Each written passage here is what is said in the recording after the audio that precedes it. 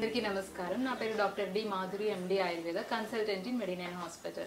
ఈ రోజు మనం యాసిడిటీ గురించి తెలుసుకుందాము. ఆమ్ల పిత్తం అంటాం దీన్ని ఆయుర్వేదంలో. సో ఈ యాసిడిటీ కండిషన్ అనేది ఎందుకు వస్తుంది, ఎవరిలో ఎందుకు వస్తుందో చూద్దాం.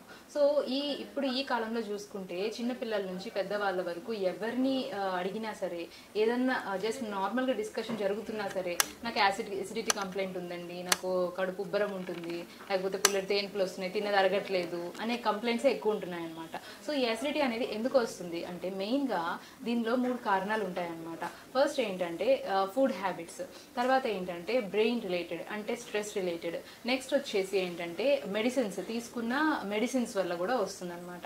సో ఫుడ్ హ్యాబిట్స్ వల్ల, ఫుడ్ హ్యాబిట్స్ అంటే మెయిన్గా ఏంటంటే తీసుకున్న ఆహారంలో ఫుడ్లో ఉన్న క్వాలిటీ, క్వాంటిటీ అండ్ టైం చూసుకోవాలి. So quality of the food అనేది ఇంపార్టెంట్, ఎందుకంటే తీసుకున్న ఆహారంలో పోషక విలువలు ఉన్న ఎక్కువ ఆహారం తీసుకోవాలి.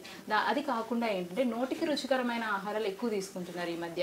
అంటే లైక్ జంక్ ఫుడ్స్ అని, ఎక్కువ ఆయిల్లో డీప్ ఫ్రై చేసిన ఫుడ్స్ అని, అట్లాగే ఏంటంటే బయట ఇమీడియట్గా ఇన్స్టాంట్గా తయారు చేసే ఫుడ్స్ ఎక్కువ దొరుకుతున్నాయి. సో ఈ ఆహారాలు ఎక్కువ తీసుకోవడము, బేకరీ ఐటమ్స్ ఎక్కువ తీసుకోవడం వల్ల, సో ఇలాగా ఈ ఫుడ్ హ్యాబిట్స్ అనేవి ఎక్కువ అడాప్ట్ అయిపోవడం వల్ల ఏమవుతుందంటే యాసిడిటీ కంప్లైంట్స్ అనేది ఎక్కువ వస్తున్నాయి అనమాట. సో క్వాలిటీ అనేది చాలా ఇంపార్టెంట్.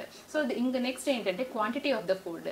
క్వాంటిటీ వచ్చేసరికి ఏంటంటే మనం తీసుకున్న ఆహారము ఒకేసారి ఎక్కువ మోతాదులో తీసుకోకూడదు. ఎక్కువగా తీసుకున్నప్పుడు ఏమవుతుంది అంటే మన బాడీలో, స్టమక్లోని జనరల్గా ఎవ్రీ టైమ్ యాసిడ్ ప్రొడక్షన్ అనేది జరుగుతుందన్నమాట.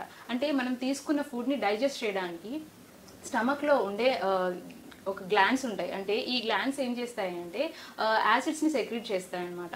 ఈ యాసిడ్ సెక్రీషన్స్ మనం తీసుకున్న ఆహారాన్ని డైజెస్ట్ చేస్తాయి. బట్ ఎప్పుడైతే ఎక్కువ ఫుడ్ తీసుకోవడం వల్ల ఏమవుతుంది అంటే అది ఓవర్లోడ్ అయిపోయి ఎక్సెసివ్ యాసిడ్ ప్రొడక్షన్ జరుగుతుంది. దానివల్ల ఏమవుతుంది అంటే ఇండైజెషన్ ప్రాబ్లం జరిగి ఆ యాసిడ్ ప్రొడక్షన్ వల్ల స్టమక్ లైనింగ్ అనేది దెబ్బతింటుంది అనమాట. సో స్టమక్లో మనకి మ్యూకస్ లేయర్ అనేది ఉంటుంది. సో ఈ మ్యూకస్ లేయర్ అనేది ఇరిటేషన్ జరిగి అక్కడ మనకి అల్సరేషన్ ఫామ్ అయ్యే ఛాన్సెస్ కూడా ఉంటాయి. సో అట్లాగే లెస్ క్వాంటిటీ అంటే అసలు తీసుకోకపోవడం, అసలు ఫుడ్ తీసుకోకపోవడం వల్ల కూడా ఏమవుతుంది అంటే ఈ యాసిడ్ సెక్రీషన్స్ నార్మల్గా ఎప్పుడు జరిగేలాగే సెక్రీషన్స్ అనేవి జరుగుతాయి.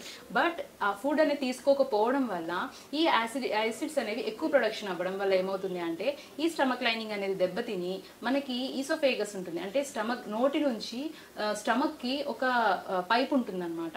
సో దీన్ని ఫుడ్ పైప్ అంటాం, అంటే ఈసోఫేగస్ అంటాం. సో ఈసోఫేగస్లో కింద మనకు ఒక స్పింక్టర్ ఉంటుంది. అంటే స్టమక్కి అండ్ ఈసోఫేగస్కి మధ్యలో ఒక స్పింక్టర్ ఉంటుంది. సో ఈ స్పింక్టర్ ఏమవుతుంది అంటే ఈ యాసిడ్స్ ప్రొడక్షన్ ఎక్కువ అవ్వడం వల్ల ఈ స్పింక్టర్ అనేది లూజ్ అయిపోతుంది అనమాట. సో ఈ లూజ్ అవ్వడం వల్ల తీసుకున్న ఫుడ్ అండ్ ఈ యాసిడ్ సెక్రీషన్స్ అన్నీ ఏమవుతాయంటే రీగర్జిటేట్ అవుతాయి. అంటే స్టమక్ నుంచి నోట్లోకి వస్తాయి అనమాట. సో దానివల్ల పేషెంట్లో కంప్లైంట్స్ ఏముంటాయి అంటే గొంతు నుంచి ఛాతి వరకు మొత్తం మంటగా అనిపిస్తుంటాయి. మంటగా అనిపించడం, పట్టేసినట్టు ఉండడము, పుల్లటి తేన్పులు రావడము, అట్లాగే నోరంతా దుర్వాసన రావడం, ఇట్లా జరుగుతుందన్నమాట. కొంతమందిలో కాన్స్టిపేషన్ ఉంటుంది, కొంతమందిలో ఏంటంటే విరోచనాలు అవుతూ ఉంటాయి. సో ఈ లక్షణాలన్నీ ఈ కండిషన్లో వస్తాయి. దీన్నే మనం GERD అంటాం, అంటే గ్యాసో ఈసోఫేజియల్ రిఫ్లెక్స్ డిసీజ్ అంటాం అనమాట. సో అందుకనే క్వాంటిటీ ఆఫ్ ద ఫుడ్ చాలా ఇంపార్టెంట్. నెక్స్ట్ వచ్చేసి ఏంటంటే మెడిసిన్స్. అంటే కొంతమంది ఏంటంటే పెయిన్ కిల్లర్స్ ఎక్కువ వాడుతూ ఉంటారు. అంటే చిన్న నొప్పి వచ్చినా సరే పెయిన్ కిల్లర్స్ వేసేసుకుంటారు. అంటే ప్రొలాంగ్డ్గా పెయిన్ కిల్లర్స్ యూజ్ చేయడం వల్ల, దీనివల్ల పెయిన్ కిల్లర్స్ ఎక్కువ కంటిన్యూస్గా తీసుకోవడం వల్ల ఏమవుతాయి అంటే ఈ యాసిడిటీ కంప్లైంట్స్ అనేవి ఎక్కువ అవుతాయి అన్నమాట. సో నెక్స్ట్ వచ్చేసి ఏమన్నా స్టిరాయిడ్స్ తీసుకున్న వాళ్ళల్లో, అట్లాగే ప్రొలాంగ్డ్గా డయాబెటీస్ మెడిసిన్స్ తీసుకున్న వాళ్ళల్లో కూడా ఈ యాసిడిటీ కంప్లైంట్స్ అనేవి ఎక్కువ ఉంటాయి అన్నమాట.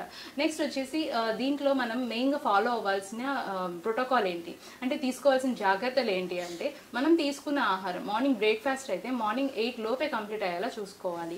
అట్లాగే మధ్యాహ్నం లంచ్కి వచ్చేసరికి 1-1:30 లోపే కంప్లీట్ అవ్వాలి. అట్లాగే నైట్ డిన్నర్ 7:30 లోపు కంప్లీట్ చేసుకోవాలి. ఇట్లా ఒక సర్టెన్ టైం అంటూ ఫాలో అయితే కనుక ఈ యాసిడిటీ కంప్లైంట్ నుంచి నెమ్మదిగా బయటపడచ్చు. అట్లా తీసుకున్న ఫుడ్లో కూడా ఎక్కువ స్పైసీ, కారం, మసాలా, అట్లాగే పులుపు పదార్థాలు ఎక్కువ ఉండకుండా చూసుకోవాలి.